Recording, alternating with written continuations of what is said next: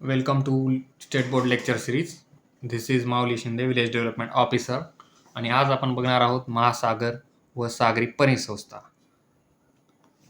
तर आपण यात आज महत्त्वाचे थोडे पॉईंट्स पाहायचे आणि आपण सुरू करूया. तर बघा, फर्स्टली तर पहा, जे महासागराचे आपण अभ्यास करत असतो त्या महासागराची जी खोली असते, हा समजा तुमचा महासागर आहे आणि हा किती खोल आहे याचा अभ्यास आपल्याला करायसाठी आपण सायन्स स्टेट बोर्डमध्ये पाहिलं होतं की प्रतिध्वनी म्हणजेच इको साऊंडर याचा उपयोग केला जातो.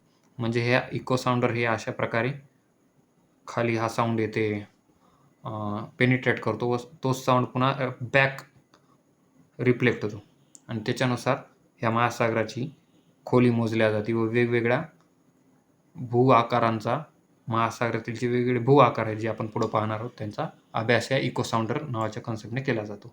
हे या ठिकाणी आपण पाहिले. आता नंतर पाहूयात. तर हा पॉईंट बघा की महासागर हे हवेतील कार्बन डायऑक्साईड शोषून घेतात व वातावरणातील कार्बन डायऑक्साईडचे प्रमाण कमी राखण्यास मदत करतात. म्हणजे हवेतील कार्बन डायऑक्साईड जो आहे ते शोषून घेण्याचं काम हे महासागर करत असतात आणि त्यांचं प्रमाण कमी ठेवल्यामुळे यांनाच आपण काय म्हणतो की कार्बन डायऑक्साईडचे बूड क्षेत्रे मानली जातात. बूड क्षेत्रे कोणाला म्हणायचं तर या महासागरांना म्हणायचं, कारण हे कार्बन डायऑक्साईड शोषून घेत असतात. तर आपण पुढे बघूया. पुढे आहे क्षेत्रोन्नती आलेख. क्षेत्रोन्नती आलेख आपल्याला पाहायचा आहे. क्षेत्रोन्नती आलेखमध्ये वेगवेगळे भू आकार आपल्याला बघायचे. त्या भू आकारामध्ये आपल्याला समुद्र, बूड, जमीन, खंडांत, उतार, त्यानंतर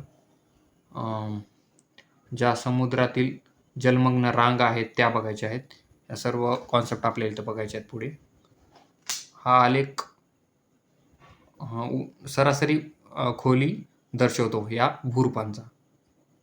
तर यामधले काही डेटा एवढा महत्त्वाचा नाही, पुढे आपल्याला फक्त कॉन्सेप्ट बघायचे त्या आलेखामधल्या.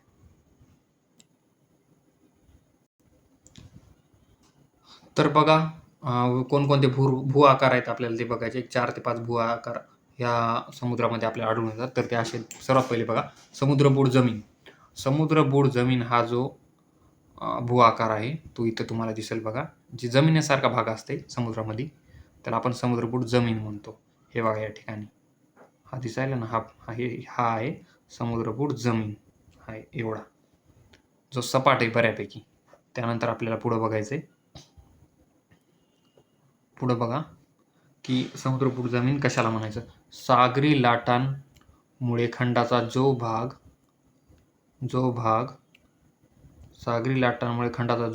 जलमय होतो त्याला म्हणायचं समुद्रबूड जमीन. त्याला काय म्हणायचं, समुद्रबूड जमीन. हा खंडाचाच भाग असतो, म्हणजे आपल्या जमिनीचाच जो भाग आहे तो समुद्रात पोहोचलाय त्याला आपण म्हणायचं समुद्रबूड जमीन. आणि हा बघा बहुतेक खंडाचाच भाग असतो आणि याचा उतार कसा असतो, मंद असतो. तुम्ही पाहिलं की बहुतेक हा सपाट आहे, जास्त असा मंद उतार नाही याचा. तर यात सर्वात महत्त्वाचा जो पॉईंट आहे तो आहे बघा याची जी सरासरी खोली मोजायचं एकक महत्त्वाचं आहे. आपण मगाशी पुढच्या चॅप्टरमध्ये जे पाहणार आहोत ते ध्वनीचं एकक पाहिलं, भूकंपाचं एकक पाहिलं की रिश्टर असते. तर इथे एक एकक महत्त्वाचं दिले, खूप महत्त्वाचे, फॅदम जे आहे हे खोली मोजण्याचे एकक किंवा परिणाम म्हणायचं आपण याला. एकक किंवा परिणाम आहे आणि 1 फॅदम बरोबर हे तुम्हाला विचारणार की 100% 1.8 मीटर असते. 1 फॅदम बरोबर काय असते, 1.8 मीटर. हे पाठच करून टाकायचे आपल्याला. 1 फॅदम बरोबर 1.8 मीटर. तर हे झालं तुमच्या समुद्रबूड जमिनीबद्दल. पहिला कॉन्सेप्ट झाला आपला समुद्री बूड जमीन. तर नंतर पुढे बघायचं आपल्याला खंडांत उतार. तर बघा खंडांत उतार काय असतो.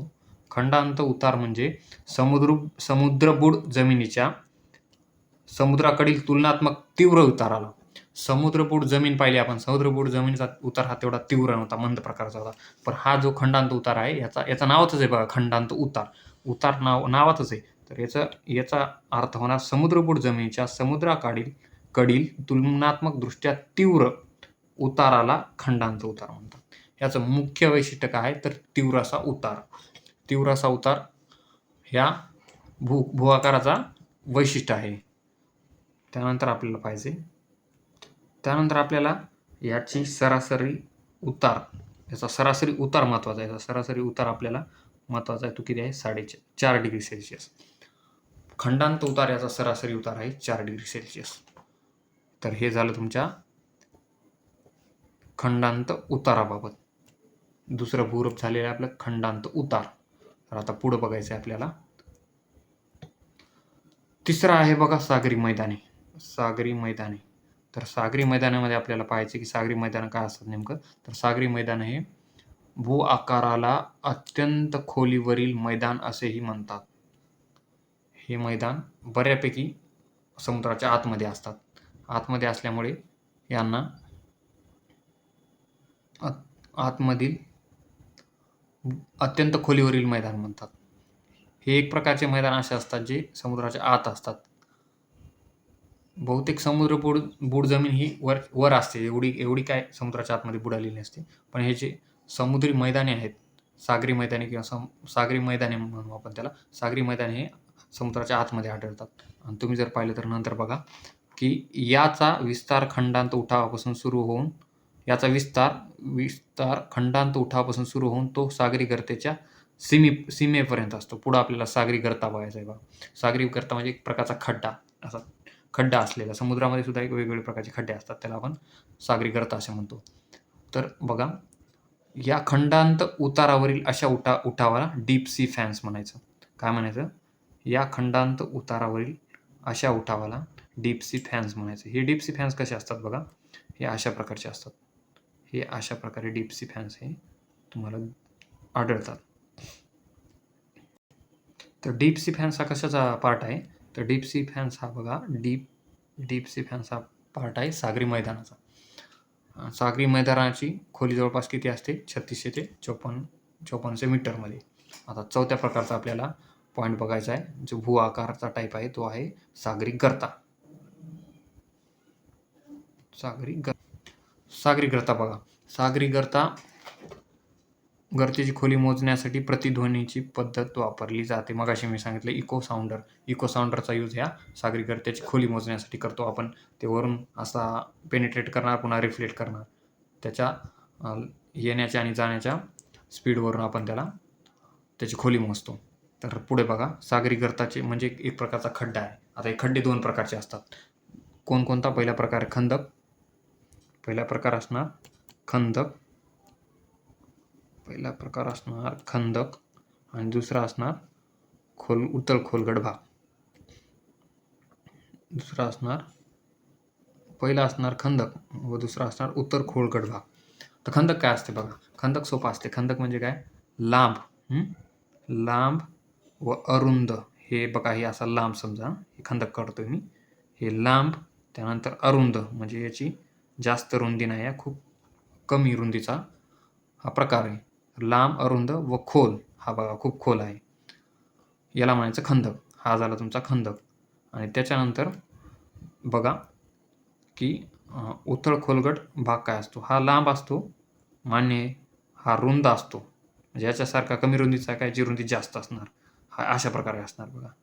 अशा प्रकारे लांब असणार, याची रुंदी बघा जास्त, याच्यापेक्षा रुंद असणार. आणि याच्या ज्या कडा आहेत, ह्या आपण कडा काढल्यात ह्या अशा. ह्या कडा तुम्हाला कमी मंद उताराच्या दिसणार. याचा तीव्र उतार आहे का नाही, पण इकडे जर बघितलं तुम्ही, हा तर तीव्र उताराच्या कडा आहेत. तर पहिला टाईप हा झाला तुमचा खंदक व दुसरा झाला उथळ खोलगट भाग. ठीक आहे, ओके. हे तुमचे सागरी गर्त्याचे 2 टाईप झाले. सागरी गर्त्याचे 2 टाईप पाहिल्यानंतर आपल्याला एक पॉईंट इथे महत्त्वाचा पाहायचा आहे की मरियाना गर्ता. गेल्या वर्षी फिरा येऊन गेला हा प्रश्न. मरियाना गर्ता बघा. मरियाना गर्ता हा जगातील सर्वात खोल गर्ता असून त्याची खोली किती आहे? 11,022. 11,222 मीटर. मीटरमध्ये आहे. 11,022 मीटरमध्ये. जगातील सर्वात खोल गर्ता हा कोणता आहे? मरियाना गर्ता. आणि त्याची लांबी आहे, खोली आहे 11,022. 11,022 म्हणजे 11,022 मीटरमध्ये. तर अशा प्रकारे आपण तुमचे भू आकाराचे 4 टाईप बघितले बघा. कोणकोणते टाईप बघितले? 4. ते 4 टाईप पाहिले आपण. पहिला पाहिला समुद्रबुड जमीन, त्यानंतर आपण पाहिला खंडांत उतार, आणि त्यानंतर आपण पाहिलेला आहे सागरी मैदान आणि चौथा पाहिला आपण सागरी गर्ता. सागरी गर्ताचे 2 टाईप, पहिला खंदक आणि दुसरा उथळ खोलगट भाग. ओके. आता पुढं आपल्याला पाहायचे आहेत 4 महासागर. 4 महासागर आणि 4 महासागरांमधले आपण जे वर आता भूआकार पाहिले, सागरी गर्ता, त्यानंतर समुद्रबुड जमीन, त्यानंतर त्यांचा आकार, विस्तार आणि तसेच वरचे कोणकोणते आणखी पाहिले आपण, जलमग्न रांगा किंवा सकल भाग. हे 3-4 प्रकारचे जे भू आकार आहेत ते या महासागराचे आपल्याला बघायचे. शेवटी आपण एक टेबल करणार आहोत. त्या टेबलामध्ये पॉईंट वाईज सर्व महासागरांचे भू आकार, कोणता भू आकार कोणत्या महासागरात आहे ते आपल्याला पाहायचे. जसं आपण मगाशी पाहिलं मरियाना करता अटलांटिक महासागरात आढळतो, तसेच वेगवेगळ्या प्रकारचे भू आकार आपल्याला पाहायचेत, जे की परीक्षेला येत असतात आणि इथून पुढे येणार. ठीक आहे. ओके.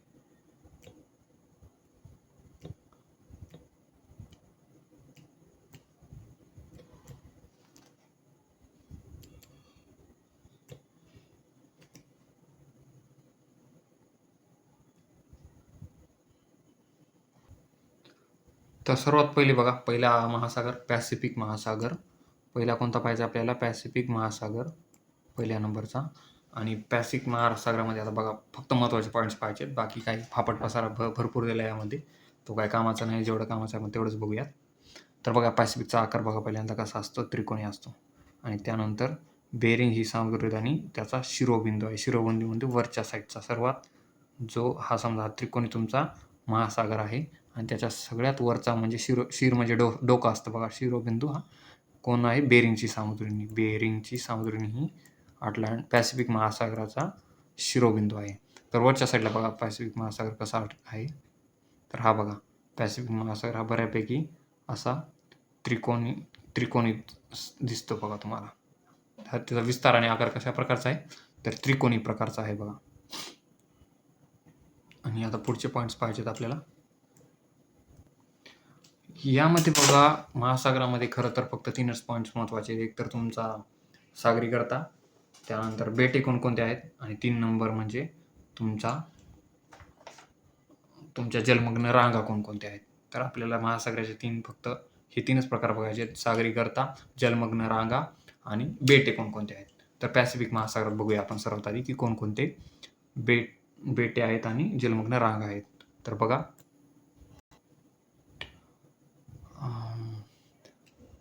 इथे जलमग्न रांगा कोणकोणत्या आहेत. तर पॅसिफिक महासागराच्या आपण जलमग्न रांगा बघत आहोत. पॅसिफिक महासागरामध्ये कोकाज ही जलमग्न रांग दक्षिण उत्तर पसरलेली असून ती गॅलापागोस बेटाजवळ आहे. कोणत्या बेटाजवळ आहे?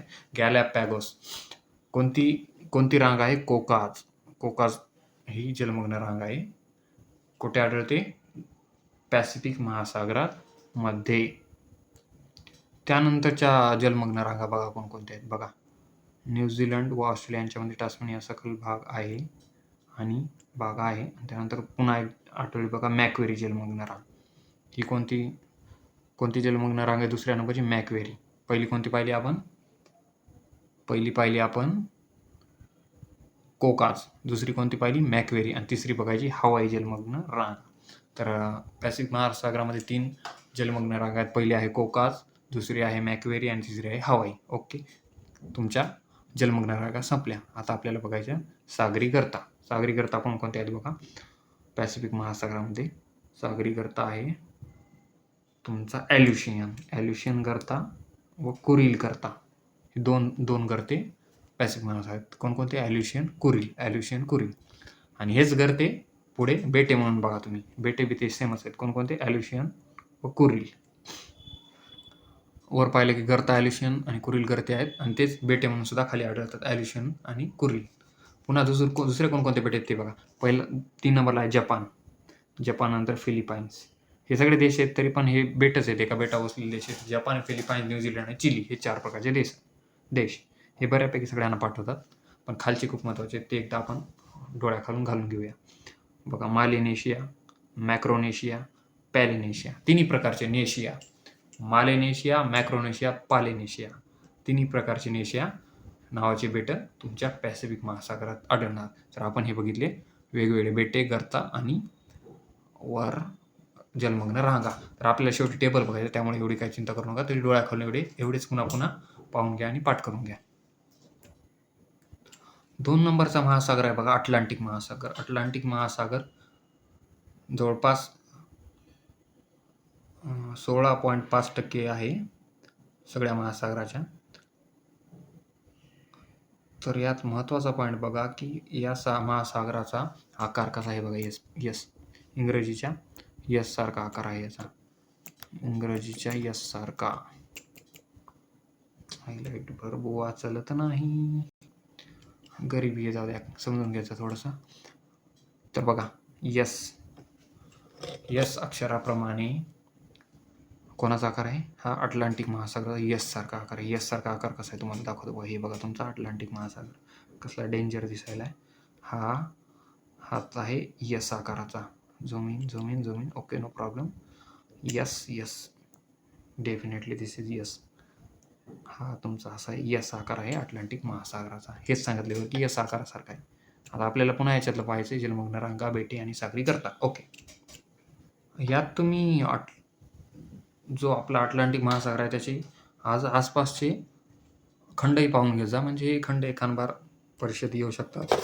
मॅपिंग कधी बी तुम्ही करून घ्यायचा की मॅपिंगची प्रॅक्टिस ठेवा सोबत. भूगोलसाठी मॅपिंग इज मस्ट इम्पॉर्टंट. हे बघा युरोप आहे या साईडला, उजव्या साईडला. त्याच्याच खाली युरोपच्या साईडला कोण आहे? आफ्रिका. डाव्या साईडला कोण आहे? उत्तर अमेरिका. आणि त्याच्या खाली कोण आहे? दक्षिण अमेरिका.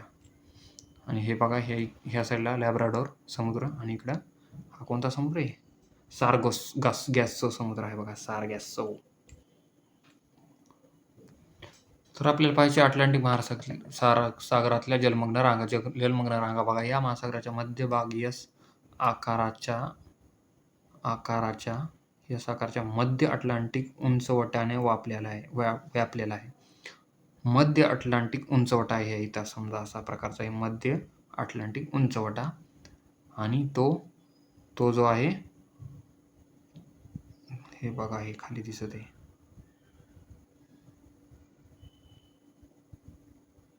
सॉरी हे इथं बघा दिले, क्लिअरली दिसत आहे बघा.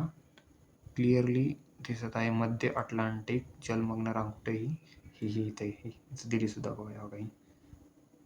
मध्य अटलांटिक जलमग्न रांग काय म्हणते? मध्य अटलांटिक उंचवट्याने व्यापलेला आहे हा तुमचा उंचवटा किंवा जलमग्न रांग. या जलमग्न रांगेचा विस्तार बियर बेटांपासून नॉर्वेच्या उत्तरेकडील बियर बेट कुठे? इथे देश बघून घ्या बरं का. बियर बेट नॉर्वेमध्ये आहे. बियर बेटापासून दक्षिणेकडे बोवेट बेटापर्यंत 15,000 किलोमीटरपर्यंत आहे.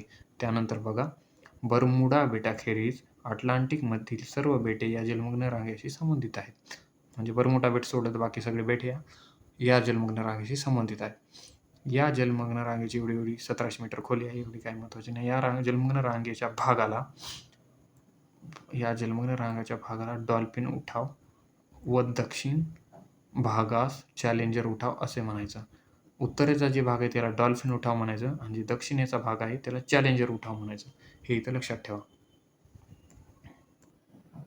हे बघा मॅपमध्ये दाखवले. हे डॉल्फिन उठाव दिसला का?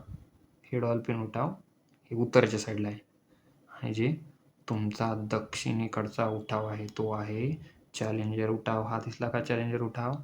दक्षिणवाल्याला काय म्हणायचं? चॅलेंजर उठाव. उत्तरवाल्याला म्हणायचं डॉल्फिनचा उठाव. डॉल्फिनवर, चॅलेंजर खाली. ओके. त्यानंतर बघा उत्तर अटलांटिकमधील या उंचवट्याच्या रुंद भागाला टेलिग्राफचा पठार म्हणायचं. टेलिग्राफचा पठार दाखवतो तुम्हाला. हे बघा टेलिग्राफचा पठार. उत्तर अटलांटिकमधला जो रुंद भाग आहे, काय म्हणले? रुंद भागाला टेलिग्राफचा पठार म्हणायचा. हे वरच्या साईडला तुमचा टेलिग्राफचा पठार झाला. त्याच्या खाली झाला डॉल्फिनचा पठार उठाव आणि सगळ्यात खाली झाला तर आपण पाहिला चॅलेंजरचा उठाव. ओके. आता पुढं बघायचं आपल्याला. हे सगळे उठाव एक प्रकारचे जलमग्न रांगाच झाले बघा तुमच्या. आता खाली दिल्यात जलमग्न रांगा बघा. महत्त्वाच्या जलमग्न रांगा कोणकोणत्या आहेत? ही आहे वाल्विस आणि ही रिओ ग्रँडी. कोणकोणत्या जलमग्न रांगा आहेत? वाल्विस आणि रिओ ग्रँडी. हे सगळं आपण कुठं बघायचं हे बी लक्षात ठेवा, नाही तर असं विसरून जाताला आपण कोणत्या महासागरात सुरू आहे. सगळं कुठे? महाभारत रामायण सुरू आहे अटलांटिक महासागरामध्ये. 2 नंबरचा महासागर. ओके. आता आपण दोन काय पाहिले मी विसरतोय.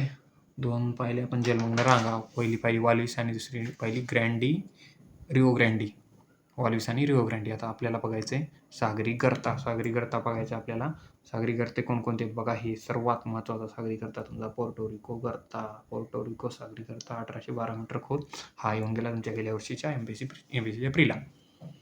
सगळे सागरी गर्तेवर जोडीला विचारले होते. हे 11वीचं पुस्तक सर्वात महत्त्वाचं आहे बघा. यावर 2025च्या प्रिलिम्सला आलेले 3 प्रश्न.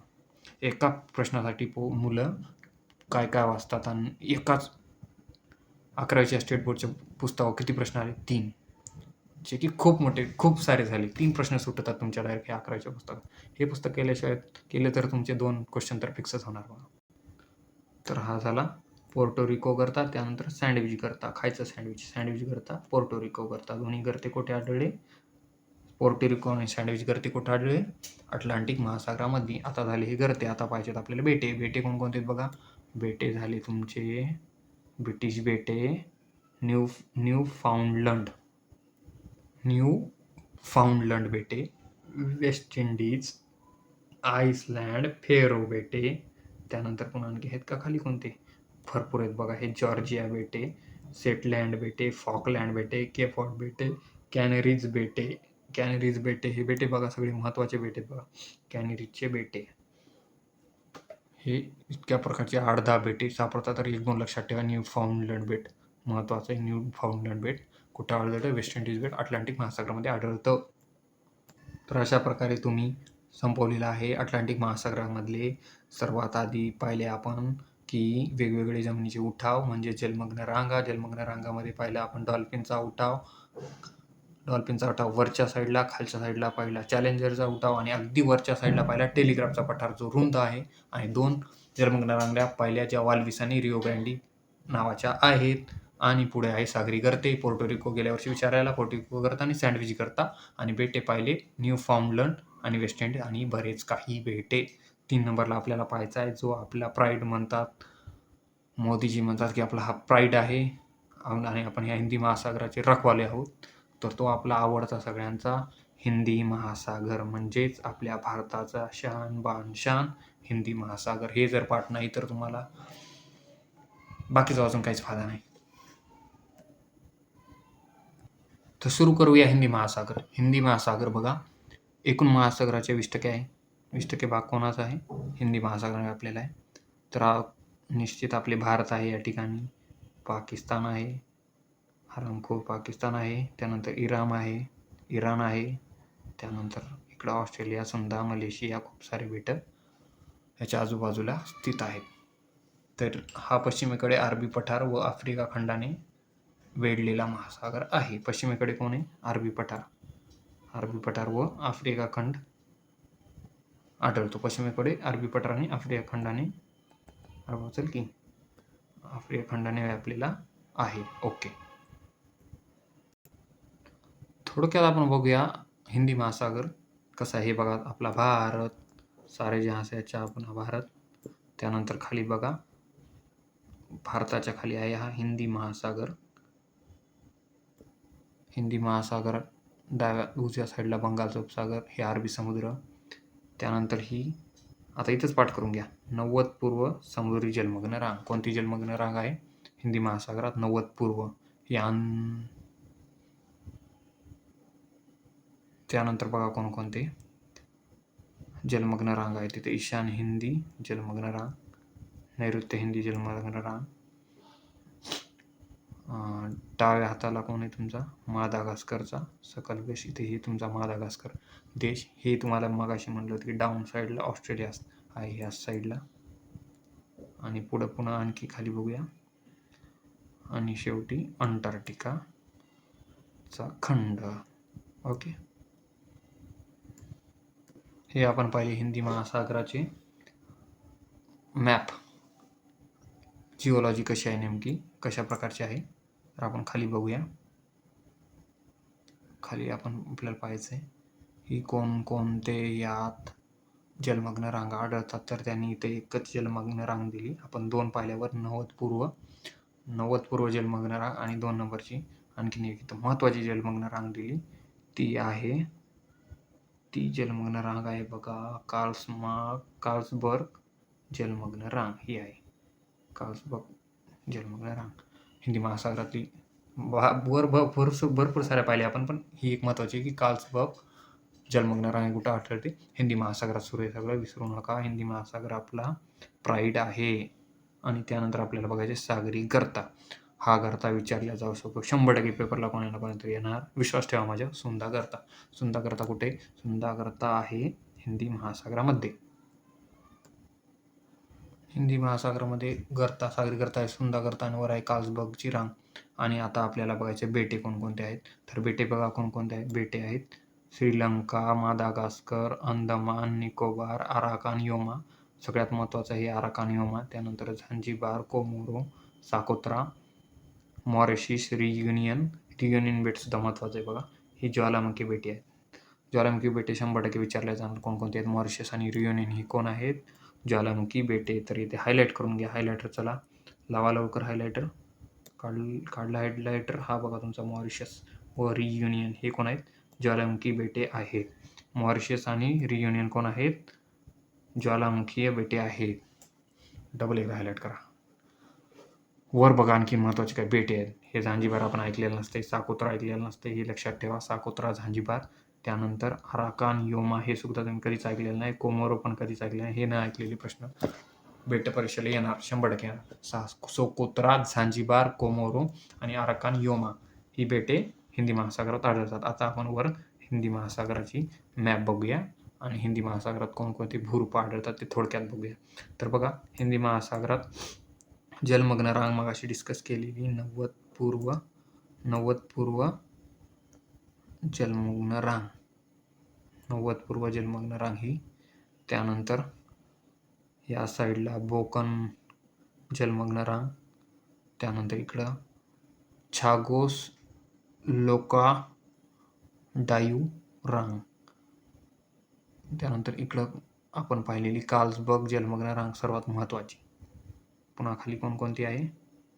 ह्या खालच्या काही एवढ्या महत्त्वाच्या नाहीत, फक्त हे एवढ्याच लक्षात ठेवा. कार्ल्सबर्ग आणि कोकोच बेटे कार्ल्सबर्ग आणि बोकन जलमग्न रांग आणि ही 90 पूर्व. ह्या 3 जलमग्न रांगा खूप महत्त्वाच्या आहेत. आता बेटे बघूया आपण. बेटे बघितले आपण. हे मॉरिशस आणि रियुनियन बेटे ज्वालामुखीय बेटे आहेत. मग कोणकोणती? मॉरिशस आणि रियुनियन बेटे. त्यानंतर झांजिबार बेट महत्त्वाचं आहे. कोमोरो बेट महत्त्वाचं आहे. लक्षद्वीप, मालदीव हे तर माहीतच आहेत. अंदमान निकोबार सुद्धा माहीतच आहे. त्यानंतर कोकोस बेटे बघा, अतिशय महत्त्वाचे. कोकोस बेटे हे हिंदी महासागरात आढळतात. लक्षातच ठेवा. त्यानंतर बघा, तर इथे सर्व बेटे आपण पाहिली. गर्ता एक बघायचा होता आपल्याला, सुंदा गर्ता, जो की दिसत नाहीये. कुठे गेला सुंदा गर्ता? जे की सापडला सुंदा गर्ता बघा ह्या साईडला. सापडला का सुंदा गर्ता? सुंदर गर्ता, सुंदा गर्ता. सुंदा गर्ता झाला. हे बघा संपत आलेले आहेत सर्व महासागर आणि एकच उरलेला आहे लाडका छोटोसा आर्क्टिक महासागर. आर्क्टिक महासागरच उरलेला आहे आपला. तर आपल्याला पाहायचा याचा आकार विस्तार. नाही पाहायचा आकार विस्तार, काय महत्त्वाचा नाही आहे. नंतर बघूया आपण समुद्रपूर जमीन. यात बी एकही पॉईंट असा नाही आहे. तरी पण वर एक महत्त्वाची लाईन विसरून गेली, ती खूपच महत्त्वाची आहे. तेवढी एक आपल्याला पाहून घ्यायची आहे. तर ती आहे बघा, पश्चिम रेखावृत्तावरील 170 पश्चिम रेखावृत्तावरील बेरिंग सामुद्रधुनीने पॅसिफिकशी जोडलेला आहे. काय जोडलेला आहे पॅसिफिकशी? आर्क्टिक महासागर कोणाशी जोडलेला आहे? पॅसिफिक महासागराशी. कशाने जोडलेला आहे? बेरिंगच्या सामुद्रधुनीने. खूप महत्त्वाचा पॉईंट आहे. हायलाईट करून घ्या, पाठ करून घ्या, लिहून घ्या वहीमध्ये की आर्क्टिक महासागर हा पॅसिफिक महासागराशी जोडलेला आहे. कोणत्या सामुद्रधुनीने? तर बेरिंगच्या सामुद्रधुनीने जोडलेला आहे. ओके. नंतर पाहिजे समुद्रपूर जमीन. समुद्रपूर जमिनीमध्ये काही जे बेटे आहेत ते पाहिजे. तर बेटे बघा आपण सर्वांचे पाहिले, तर याचे बेटे आपण बघून घेऊया. जलमग्न रांग पाहिजेत बेटांच्या आधी, पण बेटे बघून घ्या. वरच आलेले कोणकोणते? ग्रीनलँड, कॅनेडिया द्वीपसमूह, युरेशिया हे 3 बेट आहेत. पुढं आणखीन बेट आहेत, हे बी बघायचे. खालच्या साईडला ते बघू. तर बेटे लगेच बघून घेऊया सगळेच. कॅनेडियन द्वीपसमूहावर बघितलं. न्यू सायबेरियन बेटे हे सर्वात मोठे बेट आहेत. त्यानंतर खाली स्पिट्सबर्जेन बेटे व बियर बेटे. प्यायची बियर नाही. बियर बेटे, ही वाली बियर म्हणजे अस्वल आहे. बियर बेटे अस्वलासारखा आकार असेल याचा कदाचित असं मला वाटते ह्या बेटाचा, त्यामुळे याला बियर बेटे नाव दिले. बियर बेटे Spitsbergen, new Siberian, Canadian, Greenland, Eurasia सर्व बेटे कुठे आढळतात? आर्क्टिक महासागरामध्ये. आर्क्टिक महासागर कुठे, याचं लोकेशन बघायचं आहे का? तर बघूया लगेच. तर आर्क्टिक महासागर हे बघून घ्या, आर्क्टिक महासागराचा मॅप. हा गोल हे इथून एवढा सुरू होत आहे, तर हे असा इतका हा आहे आर्क्टिक महासागर. आर्क्टिक महासागर हे तुमच्या पृथ्वीचं इमॅजिनरी टोक आहे बघा. हां, हे टोक. त्यानंतर याच्यात कोणकोणते बेटे आढळतात तर बघितलं आपण, कॅनेडियन द्वीपसमूह, आईसलँड, बियर बेटे, स्पिट्सबर्जन बेट, हे तर स्पिट्सबर्जन बेट. बस एवढेच बेटे दाखवले सध्या इथं. आणि आता बघायची महत्त्वाची जलमग्न रांग कोणती आहे? लोमोनोसोव म्हणायला अवघड आहे, पण तरी म्हणायचं लोमोनोसोव. कोणती जलमग्न रांग आहे बघा? लोमोनोसोव ही जलमग्न रांग आहे आर्क्टिक बेटामध्ये. आणि तसंच खाली एक आणखीन उत्तर ध्रुव जे आपलं आहे, भौगोलिक उत्तर ध्रुव आहे, त्याला फ्राम या सकल भागामध्ये असून त्याची खोली सुमारे 42-21 मीटर आहे. फ्राम हे काय? फ्राम सुद्धा खूप महत्त्वाचं. फ्राम हे आहे भौगोलिक उत्तर ध्रुव, म्हणजे सागरी गर्ता म्हणू शकतो आपण याला. भौगोलिक उत्तर ध्रुव हे फ्राम आहे. फ्राम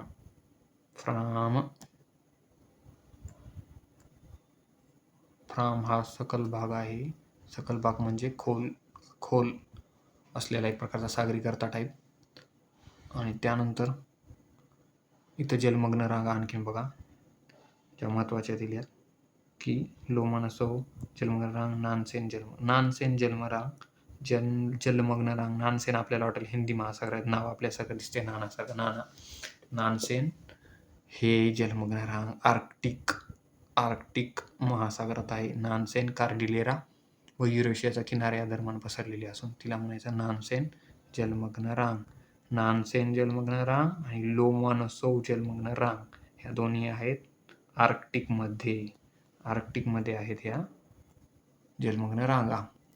तर आपण पाहिल्या दोन जलमग्न रांगा. त्यानंतर आणखीन बघा, आर्क्टिकमधील सर्वात मोठा सखल भाग कॅनडा सखल भाग होय. आर्क्टिकमधला सर्वात मोठा सखल भाग म्हणजे खोलगट. सर्वात मोठा सखल भाग जो आहे तो कॅनडा सखल भाग आहे.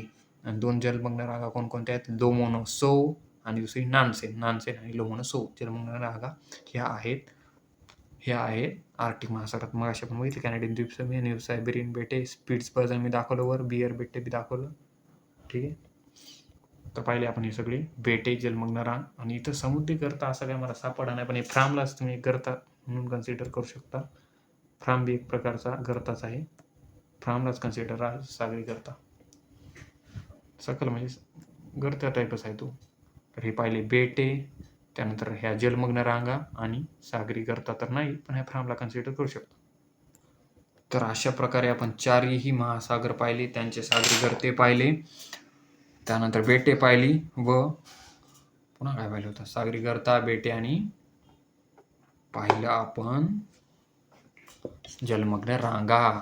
अशा पर्वतरांगा ज्या समुद्रामधून वर खाली अशा प्रकारे दिसल्या जातात, म्हणजे त्यांची टोकं वर असतात. अर्धा पर्वत खाली व अर्धा समुद्राच्या वर, त्याला म्हणजे जलमग्न रांगा. तर आपण पुन्हा एकदा बघा टेबल PDF मध्ये सर्व एकदा रिवाईज करूया. जलमग्न रांगा, सागरी गर्ता व बेटे कोणकोणते आहेत? तर 1 नंबरला आपण बघूया पॅसिफिक. रिवाईज करूया पुन्हा एकदा. पॅसिफिकमध्ये आपण कोणकोणत्या जलमग्न रांगा बघितल्या बघा? कोकास पाहिली, मक्वेरी पाहिली आणि ॲल्युशियन पाहिली.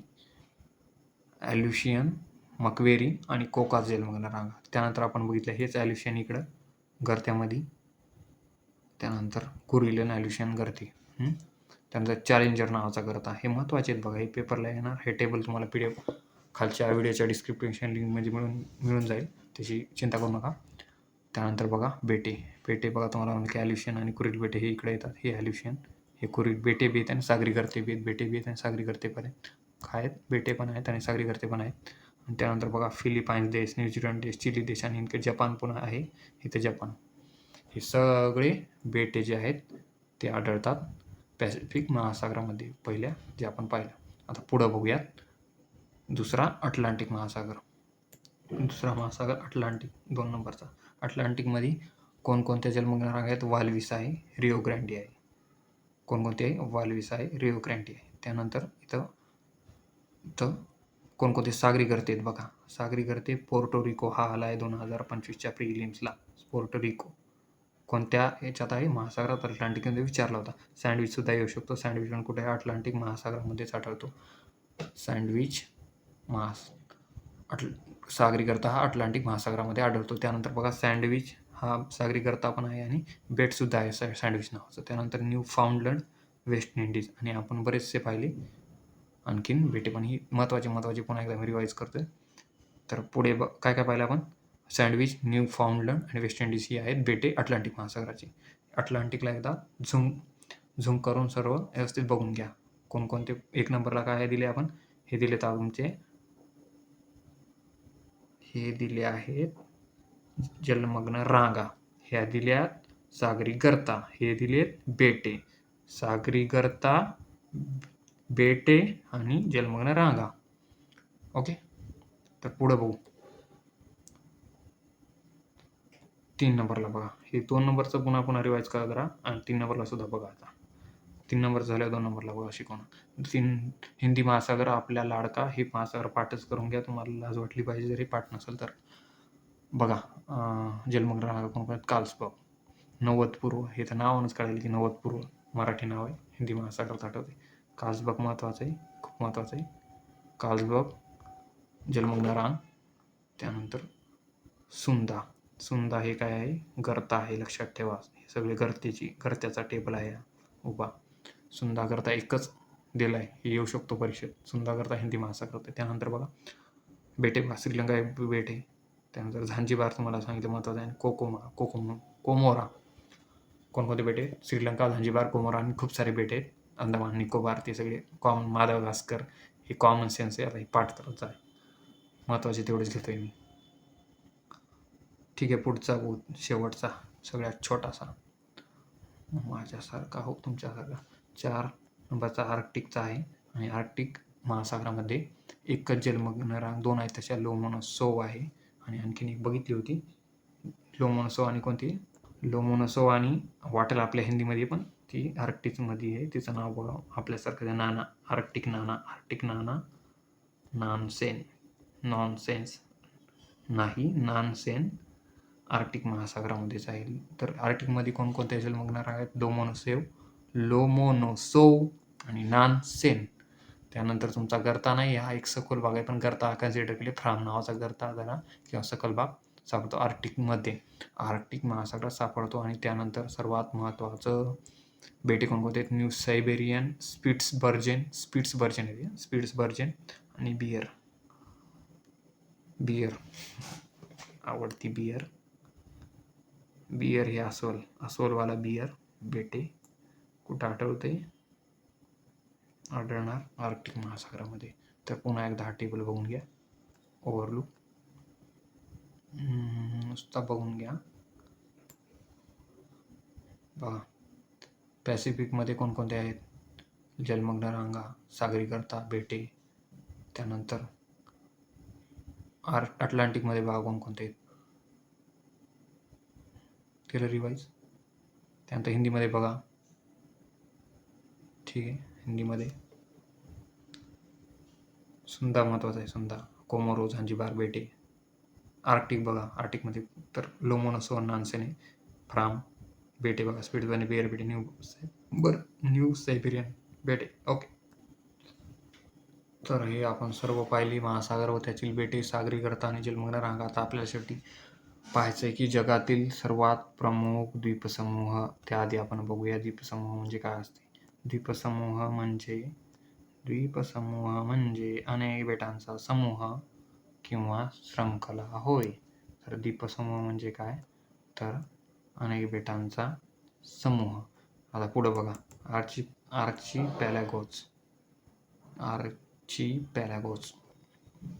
आर्चिपॅलॅगोस हे इंग्लिश वर्ड आहे, लॅटिन वर्ड आहे. लॅटिन वर्डून आलेला आहे तुमचा द्वीपसमूह.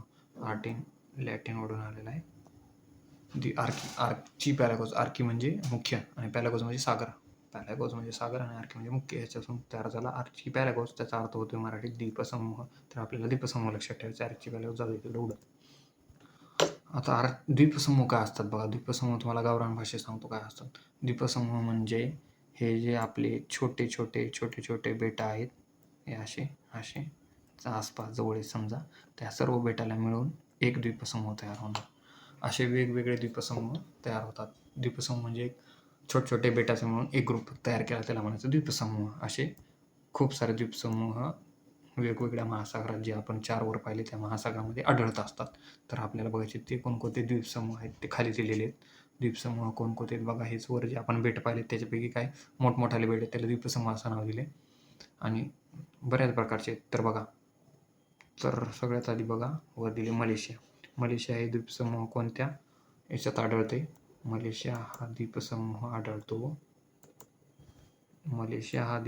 आढळतो हिंदी महासागरात. आपल्या हिंदी महासागरात किंवा प्रशांत दिले इथं पण हिंदी आहे असं मला वाटतंय आणि आहेच हिंदी महासागर. कॅनेडियन आर्क्टिक नावच दिले. कॅनेडियन आर्क्टिक महासागरात आढळते. न्यू गिनी प्रशांत महासागर म्हणजे पॅसिफिक महासागर. हे असं करतात बघा. एकच टाका ना तुम्ही पॅसिफिक नाही तर प्रशांत मराठीत म्हणतात. जपान आपण बघलं पॅसिफिकमध्येच आहे बरं. आपण पॅसिफिकच ठेवा. न्यू गिनी जपान पॅसिफिकमध्ये पाहिले आपण. त्यानंतर ब्रिटिश बेटे पाहिले अटलांटिकमध्ये. येस, शेपड अटलांटिकमध्ये ब्रिटिश बेटे. न्यूझीलंड पुन्हा आपण पाहिलं प्रशांत महासागरामध्ये वर, प्रशांत महासागरात. त्यानंतर अँटिलेज कॅरेबियन समुद्रात. नोव्हेया झेम्लिया, याचं नाव बी कसं ऐकायला बरं नाही बघा, गचाळ एकदम.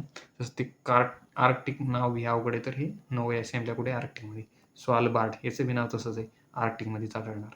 सेवर्निया झेम्लिया, हे सगळे झेम्ले कुठे आढळतात. आर्क्टिकमध्ये. झेम्ले जेवढे ते आर्क्टिकमध्ये. आणि स्वालबार्ड सुद्धा आर्क्टिकमध्ये. स्वालबार्ड आणि दोन्ही झेम्ल्या आढळतात आर्क्टिक महासागरामध्ये.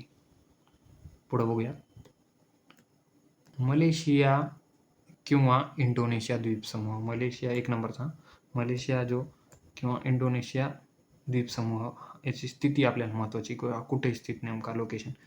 तर हा आहे द्वीपसमूह आग्नेय आशिया आणि ऑस्ट्रेलिया यांच्या दरम्यान. कुठे. आग्नेय आशिया आणि ऑस्ट्रेलिया यांच्या दरम्यान. कोणती आहे ही, ह्या साईडची आग्नेय दिशा ही. त्यानंतर किनाबालू. कोणता बालू. किनाबालू. पुरुक किनाबालू. पुरुक आणि किनाबालू दोन्ही आढळतात तुमच्या मलेशिया किंवा इंडोनेशिया द्वीपसमूहामध्ये. 2 नंबरचा कॅनेडियन आर्क्टिक द्वीपसमूह. कॅनेडियन आर्क्टिक द्वीपसमूह हा वरच्या साईडला, एकदम वरच्या. तर त्या कॅनेडियन आर्क्टिक द्वीपसमूहाच्या दक्षिणेला म्हणजे खालच्या साईडला आहे हडसनचा उपसागर. हे तर महत्त्वाचं आहे. या महाद्वीपाच्या दक्षिणेला हडसनचा उपसागर हा आढळतो. लोकेशन बघा. त्यानंतर बघा न्यू गिनी द्वीपसमूह. न्यू गिनी आपण पाहिला कोणत्या याच्यात आहे. प्रशांत महासागरात आहे. न्यू गिनीचे पुन्हा त्यांनी 2 टाईप पाडले. 2 टाईप पाडले, 2 भाग पाडले. तर पश्चिमेकडील इंडोनेशियाचा अर्धा भाग त्याला काय म्हणायचं. पपुआ बेटा म्हणायचं. पपुआ. आणि पूर्वेकडील अर्धा जो भाग आहे त्याला पपुआ बेटा New Guinea. Papua New Guinea कोणाला म्हणायचं. पूर्वेकडील भागाला. आणि पश्चिमेकडील भागाला काय म्हणायचं. पपुआ, नुसतं पपुआ. पश्चिमेकडील पपुआ आणि पूर्वेकडील पपुआ न्यू गिनी. हा झाला न्यू गिनी द्वीपसमूह. चौथा बघा. चौथा कोणता आहे. जपानचा द्वीपसमूह. जपानचा द्वीपसमूह बघा. जपानमध्ये कोणकोणते मुख्य बेट आहेत तेवढं फक्त लक्षात घ्या. जपानमध्ये होन्शू नावाचा बेट आहे आणि दुसरं होक्कायडो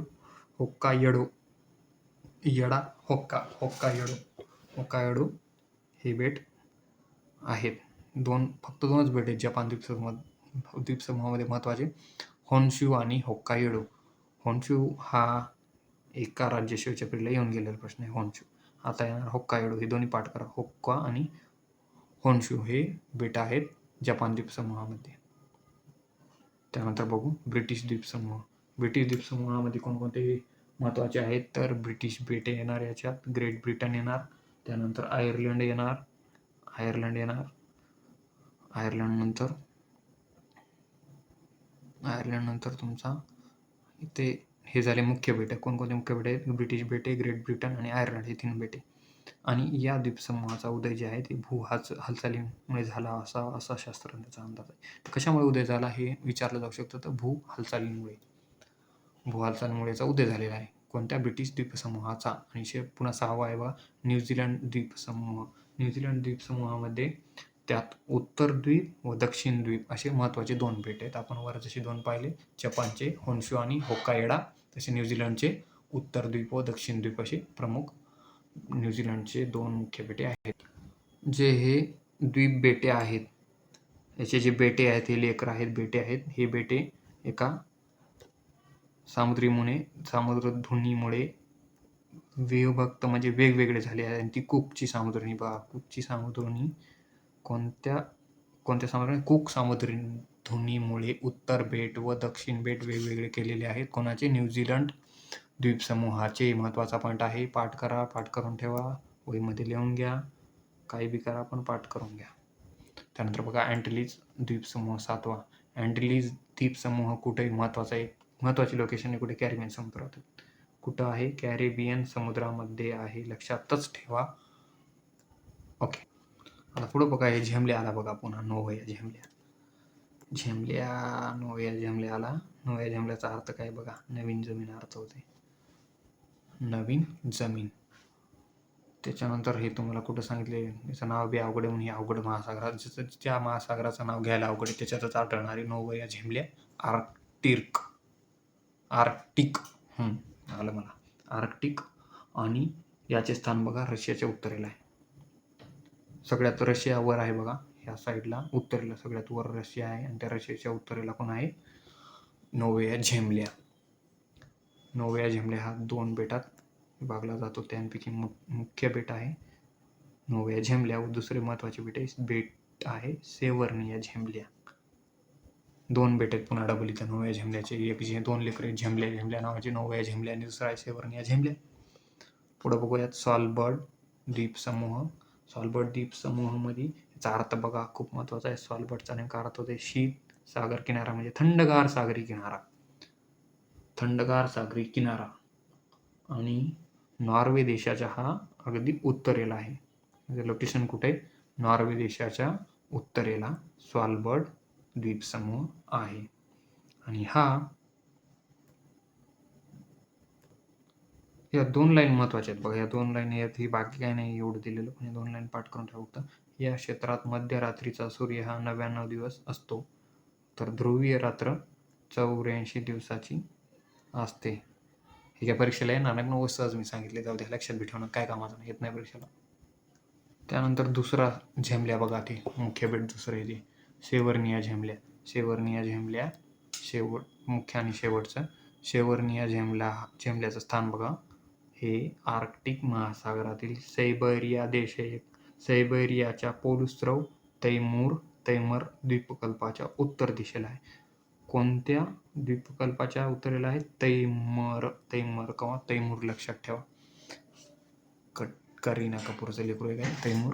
तैमूर द्वीपकल्पाच्या उत्तर दिशेला आहे, लक्षात ठेवा.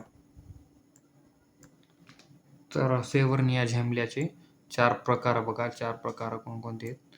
4 प्रकार नाही, 4 छोटे बेट बघा. काय महत्त्वाचे नाहीत, पण एकदा ऐकून घ्या सांगायला तर. ती बघा, नाव बी येत नाही, वाचू बी नका, लगेच नाव आहे त्याचे. पायोनियर, कोमोसोमोलेट, पायनर लक्षात ठेवा, सोपं वाचायला. पायनर येऊ शकते. पायोनियर, कोमोसोमोलेट आणि पायनर हे तरी नाव लक्षात ठेवा. ते वरचे तर काय वाचताच येणार नाही, त्यामुळे लक्षात ठेवा. हे 4 मुख्य बेटे आहेत, लक्षात ठेवू नका. फक्त पायनर आणि पायोनियर, कोमोसोमोलेट एवढं ध्यानात ठेवा द्या. द्वीप समूहाची उत्पत्ती कोणकोणत्या कारणांनी झाली ती बघा. ती कारणे एक वरून लक्षात ठेवा फक्त. कधी परीक्षेत येऊ शकतात. तर कारणे आहेत की विविध कारणे बघा काय आहेत.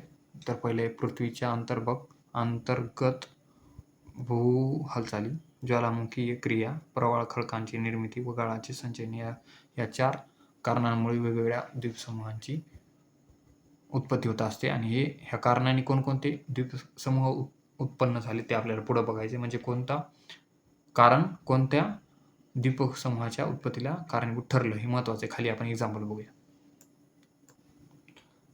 तर बघा इथे एक पॉईंट आहे. मुख्य समूहाच्या भूमिखंडाच्या जवळ असलेले द्वीपसमूह धनुष्य आकाराचे असतात. जपान जे आहे, मलया जपान हे लागून आहे बघा. मुख्य समूहाला असा धनुष्य टाईप आकार यायचा.